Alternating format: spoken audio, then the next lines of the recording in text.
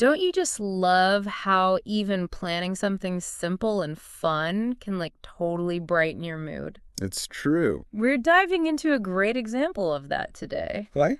It's this quick phone call titled A Beach Day Plan Yeah, between these two people, Anna and Ben. sounds good. So we want to unpack this like seemingly normal conversation Right. and figure out why even the simplest plans can be so exciting and fun to think about. I think what's cool right away is just how easy it starts. Yeah. Anna just casually asks, do you want to go to the beach tomorrow? Right. And it shows how starting something positive can be so simple. Totally. It's spontaneous. Yeah. And it just jumps right into the anticipation of having a good time. Absolutely. And I love how Ben is so enthusiastic right away. Like, oh, that sounds awesome. And then Anna's like, I'm great. Uh-huh. When he checks in on her, you know? Right. And it's interesting because that like immediate positivity Right. actually, there's research that shows that it can really increase the chances of a positive outcome. Interesting. Like when people start off being positive with each other, Yeah. it's like they create this yes ladder, Yeah. making it more likely they'll agree on things. Exactly. And then look at how smoothly they handle the practical stuff. Yeah. They decide on 10 a.m. and they give a reason. Yep. It will be sunny and we can enjoy the morning. It makes sense. No arguments or anything. Right. Just like being smart about maximizing the fun. It's so efficient. Right. And this quick decision-making is key. I think so. Because it keeps things moving and prevents that decision fatigue. Totally. Then we see this really easy division of tasks. Right. Ben says he'll bring sunglasses and sunscreen. Uh-huh. And Anna volunteers to bring a towel and snacks. Oh, that. So smart. It is. And this sharing of responsibility, even if it's small, Right. it taps into what's called the equity principle. Yeah. Basically, it helps the plan feel less like a burden Totally. and more like they're both in it together. Exactly. And did you catch how they both get so hyped? Oh, yeah. Anna says, it will be so fun. Right. And then Ben is totally on board with, yes, I can't wait. For sure. It's like they're not just figuring out logistics. Right. They're actually amping themselves up for the experience. Yeah. And that anticipation itself can bring a lot of joy. Totally. And their ending is a perfect example of clear communication. I agree. They double check the time. See you tomorrow at 10 then. Yeah. And have these simple, straightforward goodbyes. Uh-huh. No room for confusion. Exactly. Which avoids problems later on. Right. Good communication is important. For sure. Even for a short call like this. Yeah. It just lays a really solid foundation. It does. So basically, this short conversation shows us how a simple plan, driven by positive vibes and shared responsibility, can really set the stage for a great time. Yeah, it really highlights how these little things we do when we make plans, like being positive and clear, really contribute to making social interactions more enjoyable. It's so true. Yeah. So this makes me think about like in our own lives, how often do we like really appreciate the joy of just making plans and looking forward to everyday things, Right. So I guess the question is, what little plan could you start today? Interesting. Maybe like meeting a friend for coffee. Right. Or taking a different route on your walk. Yeah. That could bring a little bit of excitement to your day. That's a good point because I think in our busy and often very complex lives, we can overlook the power of those small positive interactions. Yeah. And the simple joy that comes with making a plan. Right. Maybe it's like a valuable skill we can work on. I think so. Being intentional about making those little plans. Yeah. And looking forward to those small everyday pleasures. Totally. Yeah. Great chat as always. Yeah, it was fun. See you next time. Okay, bye.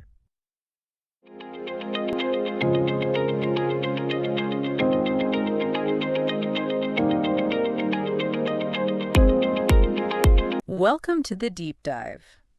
Today we're looking at something lots of people ask about. How do you actually start learning English? Yeah, those very first steps. Exactly. It can feel, a bit daunting when you're right at the beginning. Maybe overwhelming. Or just unsure where to even begin. Yeah, but don't worry. We're going to break down some simple, no-pressure ways to get started. And our goal today is basically to pull out the really key actionable stuff. From a great source we looked at, it was a podcast episode called Learn English Step by Step, a simple guide for beginners. Right. Think of it like a shortcut to feeling a bit more confident faster. Mm-hmm. Helping you get going. So if you're maybe just starting out, or perhaps you've tried a bit but feel stuck, this deep dive is definitely for you. And we should say, learning any language takes time. Right? Yeah. So the focus here is making it simple, manageable. Hopefully even enjoyable. Okay, so let's kick things off. The first big idea seemed to be about listening. Every day. Yeah. And what really stood out was the idea of starting super small. Like just 5 minutes a day. 5 minutes? That doesn't sound like much. Well, it's about the consistency. Doing it every single day. And crucially, listening to things you actually find interesting. Ah, right. Not just boring exercises. Exactly. The source suggested things like music, podcasts, short videos, stuff you enjoy anyway. They gave examples too, right? Like if you're into cooking, find cooking videos in English. Precisely. Or travel podcasts, if that's your thing. It hooks you in because you already care about the topic. Makes sense. So you're more likely to stick with it. And here's a key point they made. You don't need to understand everything right away. Not at all. Oh, that's a relief. Yeah, the idea is your brain is just soaking up the sounds, the rhythm, the intonation of English. Kind of getting a feel for the music of the language. Exactly. It's building a foundation subconsciously, even before you know what all the words mean. Okay, so you're tuning your ear. What comes next? The source mentioned something about basic words. Yeah, building that foundation with simple, everyday words and phrases. Really practical stuff. Like what sort of things? Well, the absolute basics. Hello, good morning, thank you. Things you use all the time. Right. And maybe simple sentences? Yes, like, I like coffee. Or asking simple questions. Where is the bathroom? The real high-frequency stuff. Stuff you'd actually need early on. Definitely. But it's not just about knowing them. The source stressed actually using them. Saying them out loud, repeating them daily, trying to use them in real situations if you can, even if it feels a bit awkward. Practice, practice, practice. That active recall really helps lock them in, which actually leads nicely to the next point they made about speaking slowly. Yes, speaking slowly and clearly. That sounds maybe a bit unnatural. Well, maybe at first. Mm-hmm. But the logic is sound. Speaking slowly gives your brain a bit more processing time. Time to think about the words you need. Exactly. And it also makes it much easier for the person you're talking to understand you, which boosts your confidence. Okay, I can see that. And they suggested practicing alone. Yeah, like in front of a mirror. Saying simple things about yourself. My name is. Whatever your name is. Or I live in. Right. Or even just, I want to learn English. It feels maybe a bit silly, but it's zero pressure. Just you and the mirror. Getting comfortable with the sounds coming out of your own mouth. Precisely. And they had a really good take on mistakes, too. Oh, yeah. What was that? Basically, that mistakes aren't bad. They're normal. They're actually part of learning. Essential, even. So don't beat yourself up about them. Not at all. See them as feedback. Okay, this is something I need to work on a bit more. It's a positive thing, really. That's a much healthier way to look at it. Okay, so we've got listening, basic words, speaking slowly. What about visual aids? subtitles came up. Yes, leveraging subtitles. This is a really practical tip. How did they suggest using them? Kind of a step-by-step approach. Start with subtitles in your own native language while watching something in English. Okay, so you get the story, but hear the English. Right. Then, once you're comfortable, switch to English subtitles. So you're seeing and hearing the English words together. Connecting the sound to the spelling. Mm-hmm. And then eventually the goal is to try watching without any subtitles at all. Build up to it gradually. And another useful tip here was watching the same thing multiple times. Really? Why is that? Because each time you watch, you'll pick up things you missed before. New words, nuances in meaning. It deepens comprehension. Like peeling back layers. I like that. Okay, moving from watching to reading. What was the advice there? Keep it simple. Very much so. Start with accessible stuff, children's books maybe. Or short news stories written for learners. Exactly. Or basic blogs on topics you like. The key, again, is enjoyment and choosing things that aren't too difficult at the start. Keeps you engaged, right? Absolutely. If it feels like a chore, you're less likely to do it. And reading helps in another way, too. How is that? It reinforces word recognition. Seeing the words written down helps cement them in your memory. Ah, right. And there was a tip about reading aloud. Yes. Reading aloud actually helps your speaking skills at the same time. You see it, say it, hear it. Connects everything. Multitasking. Okay, so we're taking in all this information, listening, reading. How do we make it stick? They talked about repetition, but not just cramming. Right. It's about repetition and a review, but strategically. They advised against trying to memorize, say, 100 words a day. That sounds overwhelming anyway. Totally. Instead, focus on a much smaller number, maybe just 5 new words. Okay. But then, crucially, review those 5 words consistently over the next few days. Spaced repetition, is that the idea? Pretty much. Reviewing things just as you're about to forget them. It's way more effective for long-term memory than cramming. Slow and steady wins the race. That's the principle. Build that foundation strong bit by bit. Makes sense. And of course, nowadays there's tech to help, right? Apps and things. Definitely. The source mentioned tools like Duolingo, Anki, Memrise. Lots of learners use these. And you don't need hours, do you? No, they suggested maybe just 10 minutes a day with these tools could be really beneficial. Fitting it into the gaps. Yeah, and many of them use, like, game mechanics to make it more fun. Gamification. Right. Keeps it interesting. They also mentioned flashcards. Uh-huh. Good old-fashioned flashcards, especially with pictures.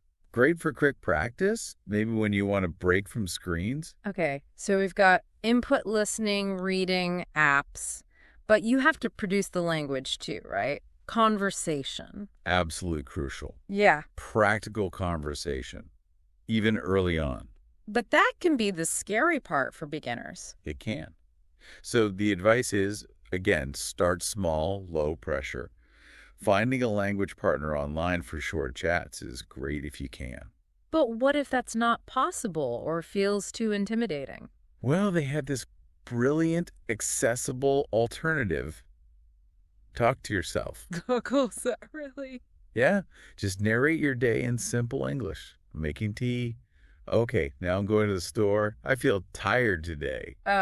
I can see how that would work. No pressure, just practice forming sentences. Exactly. You get used to thinking in English, using the vocabulary in a real, albeit internal, context. Okay, that's a great tip. And I guess as you get more comfortable speaking, even to yourself, that helps with writing too. It flows naturally, yeah. And for writing, the advice was similar. Start simple. Like, not essays straight away. Definitely not. Seeing short notes, maybe keeping a very basic diary, even just sending simple messages to yourself in English. What kind of diary entries? Super simple. Today I went to work. I ate pasta for lunch. I watched a film tonight. Just documenting your day in basic sentences. Keeping it real, simple, and useful for you. That's the key. It's about getting comfortable expressing yourself in writing, not about perfection at this stage. Right. And underlying all of this practical stuff, there was a big point about mindset. Hugely important. Yeah. Cultivating a positive attitude. Because learning a language isn't always smooth sailing. You have good days and bad days. Exactly. Some days you feel like you're flying, others it feels slow. The source stress that feeling like you've stalled is total normal. It happens to everyone. So the key is just keep going. Perseverance.